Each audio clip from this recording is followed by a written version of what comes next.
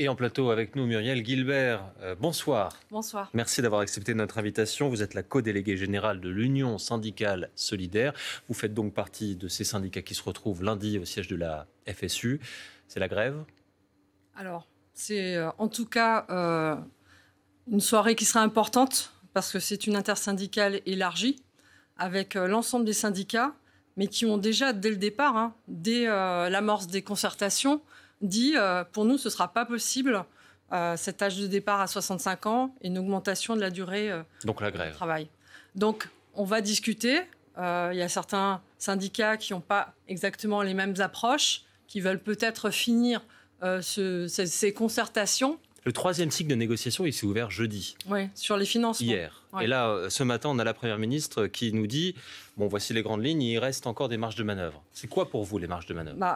C'est déjà, vous l'avez souligné, c'est quand même assez incroyable. On annonce des concertations partout et finalement, on a l'impression que déjà, Elisabeth Borne, elle siffle déjà un petit peu la fin de la partie des concertations avant qu'elle finisse. Pour dire, voilà, dans le paysage, ce sera effectivement ces 65 ans ou peut-être les 64, et en tout cas avec des régressions que nous, on analyse comme des régressions, et des mesurettes qui sont censées compenser en fait ce recul de l'âge de départ. Pour nous, ce sera niet, c'est clair. Vous entendez Olivier Dussopt, il nous dit d'accord, niet sur la position de la plupart des syndicats, mais quelles propositions on fait en face? Alors j'imagine que vous allez venir avec des propositions, parce qu'il y a allongement de la durée de vie, et puis du coup, il faut bien financer le système de retraite pour financer aussi les retraites d'une population qui va en déclinant en France. Alors en fait, déjà, il y a un constat qu'on ne partage pas avec ce gouvernement. Et je pense que le Conseil d'orientation des retraites, là on nous met en avant les 10 milliards de déficit prévus, mais en fait le corps il dit plusieurs choses. Il dit qu'en fait finalement en 2030 le système devrait se mettre à l'équilibre. Donc déjà c'est pas tout à fait le même son de cloche que ce gouvernement. Et en même temps en fait la part de dépenses dans le PIB sur les retraites, elle est relativement stable. Donc déjà, le constat, et je pense pour l'ensemble des organisations syndicales, c'est que non, il n'y a pas un problème de financement structurel des retraites. Par contre, question financement, on peut avoir des pistes, effectivement, peut-être revenir sur les 75 milliards d'exonération de cotisations sociales. On peut travailler sur la question des recettes, et ça, c'est ce qu'on demande aussi à Solidaire, mais d'autres organisations ont d'autres propositions aussi sur la table.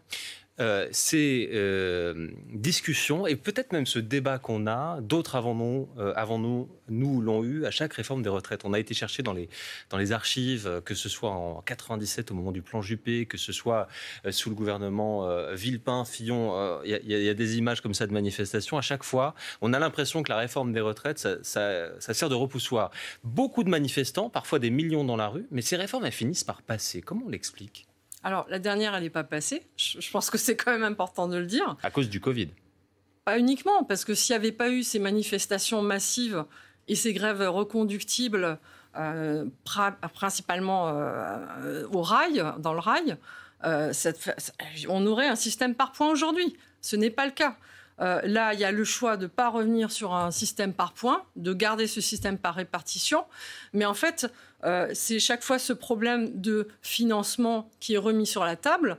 Et encore que, dans les premières discussions sur cette réforme des retraites, le gouvernement avait quand même dit « Oui, bon, il n'y a peut-être pas de problème de financement, mais tout ce qu'on pourra dégager, ce sera pour l'éducation ou la transition écologique ». Là, le gouvernement a changé de pied, dit que maintenant, non, attention, c'est à nouveau grave sur cette histoire de financement. Mais nous, ce qu'on voit qu'en fait, ces réformes des retraites, ce qu'elles visent à faire, c'est en fait faire reculer le déficit, alors que nous, on dit que c'est une autre répartition des richesses, en fait, qu'il faut impliquer, qu'il faut amorcer. Un mot du calendrier, la Première ministre doit préciser les contours, les arbitrages mi-décembre, donc bientôt. Le texte, il sera présenté en Conseil le 10 ou le 11 janvier. Application d'ici l'été. Ça vous laisse quelle fenêtre de tir pour un mouvement social? Début de l'année?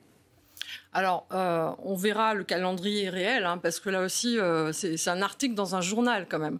On verra les annonces qui seront faites la mi-décembre sur le contenu qui sera retenu, mais on sait déjà que ça va être les grandes lignes là qui ont été annoncées dans la presse et non pas aux partenaires sociaux. On verra, mais on pense que dès janvier, en fait, il faudra qu'il y ait une mobilisation. On va discuter lundi parce que c'est important qu'il y ait l'ensemble de l'intersyndicale en fait qui se mobilise en même temps, etc. Mais dès janvier, il va falloir dire stop à cette réforme des retraites. Parce qu'on ne peut pas attendre non plus mars, avril, mai. On voit bien l'utilisation qui est faite par ce gouvernement du 49.3. Donc pour nous, en fait, c'est dès janvier qu'il va falloir vraiment dire stop à cette réforme qui va quand même aussi paupériser, et ça c'est important, une majorité de Français. Et dans ce contexte où finalement les salaires n'augmentent pas, où les coupures d'électricité, enfin les factures d'énergie explosent, je pense que ce gouvernement sait qu'il prend un grand risque en mettant cette réforme-là sur la table. D'où peut-être l'annonce des discussions parlementaires seulement en mars. Alors, la grève, Muriel Guilbert, est-elle une manif française finalement? Est-ce qu'on ne pourrait pas imaginer, dans un climat social peut-être un peu plus apaisé, des alternatives à ce genre de choses? Alors, moi, je dirais qu'en fait, la belle, elle est dans le camp du patronat et du gouvernement. Parce que finalement, pour éviter ces grèves, il faudrait peut-être commencer par écouter les revendications, mettre vraiment des choses sur la table. Et là, il y aurait peut-être moins de grèves. On sait que c'est perturbant. On sait que ça perturbe effectivement ceux et celles qui aussi doivent aller travailler, etc. Mais derrière, à chaque fois, et ça s'est passé aussi pour les raffineries, il y a des décisions politiques ou des décisions de direction qui sont prises. On sait aussi que vu les distributions de milliards par les entreprises du CAC 40, on sait aussi que ce qui est affiché en termes de budget, etc., qui souvent ne reflète pas une réalité, en tout cas un partage des richesses tel que nous, on le revendique, on sait que derrière tout ça, ça pourrait changer différemment qu'avec les grèves. Mais notre responsabilité, elle est aussi... les salariés perdent de l'argent en faisant grève. Ça, il ne faut pas l'oublier non plus. Merci beaucoup Muriel Guilbert, co-déléguée générale de l'Union syndicale solidaire, d'avoir été sur le plateau de France Info, intersyndicale sur le sujet des retraites. C'est lundi soir au siège de la FSU. Merci à vous. Merci.